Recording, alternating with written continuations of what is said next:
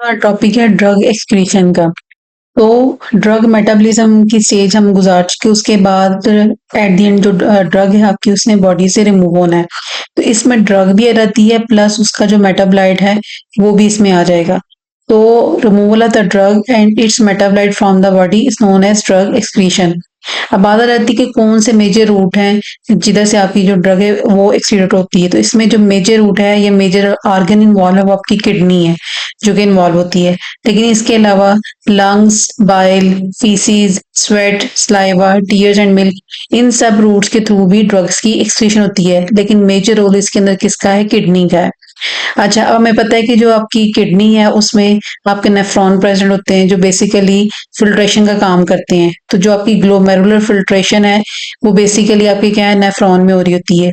इसी तरह जो आपकी किडनी की ट्यूब्यूल्स हैं उसमें पैसिव ट्यूबुलर रीअब्जॉर्प्शन का प्रोसेस होता है। रीअब्जॉर्प्शन कब होगी? जब कोई आपका लिपिड सॉल्युबल ड्रग, ठीक है, वो आपके ट्यूब्यूल्स में आ गई तो इट मीन्स वो एक्सक्रीशन की तरफ नहीं जा रही, वो रीअब्जॉर्प्शन की तरफ जाएगी। और उसके बाद एट द एंड क्या होगा कि सक्रीशन हो जाएगी ड्रग की।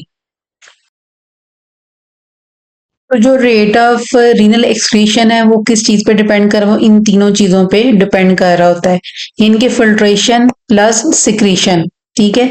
और इसमें से आप अगर रीअब्जॉर्प्शन को माइनस कर देते हैं तो आपके पास क्या आ जाएगी? रेट आ जाएगा रीनल एक्सक्रीशन का। यानी कि अगर हमने ड्रग को बॉडी से उसको एक्सक्रीट करवाना है, इट मीन्स कि हमारे ये वाले दो जो दोनों प्रोसेसेस हैं ये इनकी डोमिनेंसी होनी चाहिए और जो रीअब्जॉर्प्शन है वो नहीं होनी चाहिए। तभी जो आपकी ड्रग है वो क्या होगी? वो बॉडी से एक्सक्रीट आउट होगी। अच्छा, अब हम पहला इसमें से हम जो प्रोसेस को डिस्कस कर लेते हैं, ग्लोमेरुलर फिल्ट्रेशन। तो जो ग्लोमेरुलर फिल्ट्रेशन है इसमें क्या है कि ऐसी ड्रग्स जिनका जो मॉलिक्यूलर साइज है वो क्या होगा? स्मॉल होगा, वो इजीली फिल्टर हो जाएंगी। क्योंकि वो पता है कि जो आपके अगर ऐसी ड्रग है जिनका मॉलिक्यूलर साइज ज्यादा है तो वो इजीली फिल्टर नहीं हो सकती हैं। अच्छा, फिर ये आता है कि जो एक्सटेंट ऑफ फिल्ट्रेशन है वो किस चीज पे डिपेंड कर रही होती है? तो जो एक्सटेंट ऑफ फिल्ट्रेशन है वो डायरेक्टली प्रोपोर्शनल है किसके? ग्लोमेरुलर फिल्ट्रेशन रेट के and the fraction of unbound drug in the plasma. ठीक है। तो अगर आपको याद हो तो हमने ये बात डिस्कस की थी कि जब भी कोई ड्रग जो है वो अनबाउंड फॉर्म में होगी तभी उसकी डिस्ट्रीब्यूशन होगी, उसी की मेटाबॉलिज्म होगी और उसी की एक्सक्रीशन होगी। बाउंड फॉर्म में ड्रग जो होगी उसकी कभी भी डिस्ट्रीब्यूशन, मेटाबॉलिज्म या एक्सक्रीशन नहीं होगी। तो ड्रग को जो है वो अनबाउंड फॉर्म में होना जरूरी है। जितना ज्यादा अनबाउंड ड्रग का फ्रैक्शन होगा उतनी ज्यादा आपकी फिल्ट्रेशन होगी और उतनी ज्यादा आपकी एक्सटेंट ऑफ फिल्ट्रेशन होगी। अच्छा, फिर बात आती है कि जो ग्लोमेरुलर फिल्ट्रेशन रेट है ये बेसिकली क्या है? तो जो ग्लोमेरुलर फिल्ट्रेशन रेट है it basically measures how much blood your kidney filter पर मिनट। ठीक है। मोस्टली ये मेजर किया जाता है 125 ml पर मिनट होता है। तो जितनी ज्यादा ड्रग की फिल्ट्रेशन होगी उतनी ज्यादा आपकी एक्सटेंट ऑफ फिल्ट्रेशन होगी। तो जो एक्सटेंट ऑफ फिल्ट्रेशन है वो ग्लोमेरुलर फिल्ट्रेशन रेट पे भी डिपेंड करता है और प्लस आपका कितना फ्रैक्शन जो है ड्रग का अनबाउंड फॉर्म में है। जितनी ज्यादा फिल्ट्रेशन, जितना ज्यादा अनबाउंड ड्रग का फ्रैक्शन, उतनी ज्यादा आपकी एक्सटेंट ऑफ फिल्ट्रेशन होगी। नेक्स्ट पॉइंट आ जाता है कि पैसिव ट्यूबुलर रीअब्जॉर्प्शन। देखिए इसके नाम से पता चल रहा है कि इट मीन्स इसमें जो ड्रग है वो आपकी दोबारा से ब्लड में आएगी। अच्छा, अब ये डिपेंड कर रहा होता है किसके ऊपर? पीएच के ऊपर, इनर ट्यूबुलर फ्लूइड की, और डिग्री ऑफ आयनाइजेशन के अंदर। तो इसमें अगेन वही वाला कंसेप्ट है जैसे हमने ड्रग एब्जॉर्प्शन में डिस्कस किया था कि उधर जो पीएच थी वो कैसे इफेक्ट कर रही थी ड्रग की एब्जॉर्प्शन को। तो सेम ही प्रोसेस जो है, सेम ही फिनोमेना जो है वो ड्रग एक्सक्रीशन के अंदर भी है। इसमें भी अगर आपकी वीकली एसिडिक ड्रग है, ठीक है, और अगर आप उसको इन्वायरमेंट दे रहे हैं कौन सा? एसिडिक, यानी कि जो यूरिन की आपकी पीएच है, जो आपका यूरिन है वो भी आपने कोई ऐसी चीजें आप खा रहे हैं जिससे आपका जो यूरिन है वो क्या हो गया? एसिडिक हो गया। इट मीन्स ड्रग भी आपकी एसिडिक थी, जो यूरिन था उसकी पीएच भी क्या थी? एसिडिक थी। तो जो ड्रग है वो क्या रहेगी? वो अनआयनाइज फॉर्म में रहेगी। और जब भी कोई ड्रग अनआयनाइज फॉर्म में होती है तो वो क्या हो जाती है? रीएब्जॉर्ब हो जाती है। लेकिन देखिए हमें तो जो ड्रग है वो तो रीअब्जॉर्ब फॉर्म में नहीं चाहिए। हम तो एक्सक्रीशन का प्रोसेस कर ही इसीलिए कि हमने ड्रग को बॉडी से रिमूव करना है। तो अगर जो वो दोबारा से रीअब्जॉर्ब हो जाएगी तो इट मीन्स कि भी वो बॉडी में ही स्टे करेगी। तो इसके लिए क्या जरूरी है कि हम कोई ना कोई बेसिक जो चीज है वो लेकर आए जिसकी वजह से ड्रग जो है एसिड बेस का रिएक्शन हो और जिसकी वजह से जो ड्रग है वो बॉडी से उसकी एक्सक्रीशन हो जाए। तो इसीलिए अगर आपके पास वीक एसिड है, वीकली एसिडिक ड्रग है, और पीएच यूरिन की भी क्या है? एसिडिक, आप क्या यूज करेंगे, आप उसको कोई अल्कलाइन इन्वायरमेंट देंगे, आप सोडियम बाइकार्बोनेट का यूज करेंगे, जिसकी वजह से ड्रग जो है वो जो आपकी वीकली एसिडिक ड्रग है उसकी क्या हो जाएगी, आयनाइजेशन हो जाएगी और वो बॉडी से इजीली जो है एक्सक्रीट आउट हो जाएगी। अच्छा, सिमिलरली आपके लिए आपके साथ प्रोसेस होता है अगर आपके पास वीकली एसिडिक आपके पास वीकली बेसिक ड्रग है। अच्छा, एसिडिक ड्रग में हमारे पास एग्जांपल आ रही थी सैलिसाइलेट्स की, बारबिचुरेट्स की। अच्छा, जो वीकली बेसिक ड्रग्स हैं इसमें हमारे पास मॉर्फिन की एग्जांपल है, एम्फिटामिन है।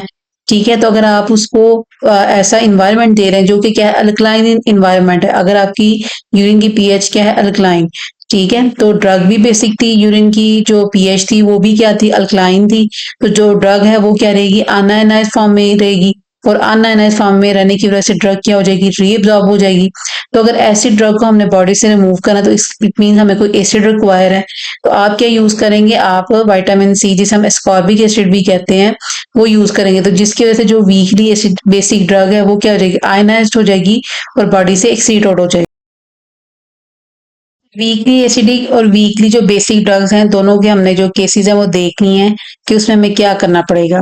लेकिन जो आपकी होती है स्ट्रांगली एसिडिक और जो स्ट्रांगली आपकी बेसिक ड्रग्स हैं, ठीक है, वो क्या है, वो जैसी भी पीएच हो यूरिन की, वो हमेशा क्या रहती है, आयनाइज फॉर्म में रहती हैं, इजीली, इसीलिए वो बॉडी से इजीली एक्सक्रीट आउट हो जाती हैं।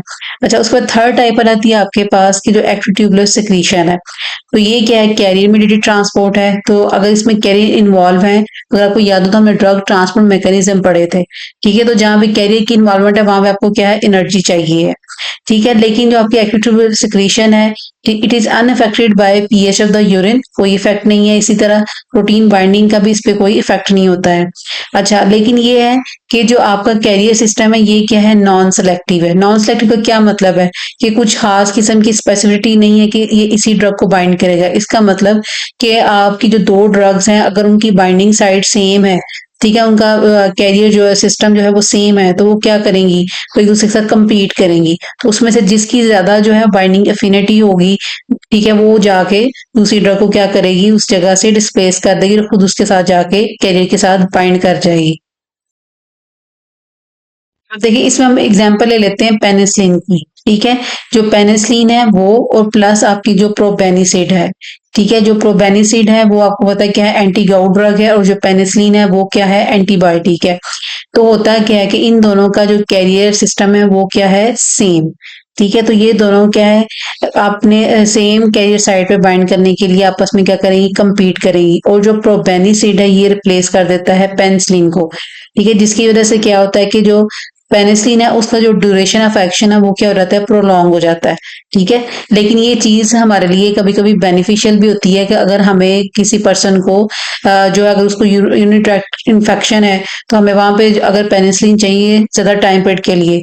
ठीक है, तो इससे फिर क्या होगा कि जो अगर आप प्रोपेनिसिड जो है वो पेनिसिलिन को डिस्प्लेस करी तो इट मीन पेनिसिलिन की वहां पे क्या है, कंसंट्रेशन इंक्रीज है, तो उसका ड्यूरेशन ऑफ एक्शन इंक्रीज हो जाएगा। मोस्ट ऑफ द केस में हमारे लिए ये चीज बेनिफिशियल नहीं है, हमने ड्रग को एक्सीट आउट करवाना है। लेकिन अगर कभी आप ऐसी अगर ड्रग्स को दो को यूज कर रहे हैं तो उसमें से कभी ये इस तरह का जो सिनेरियो है वो आपके लिए बेनिफिशियल भी हो सकता है।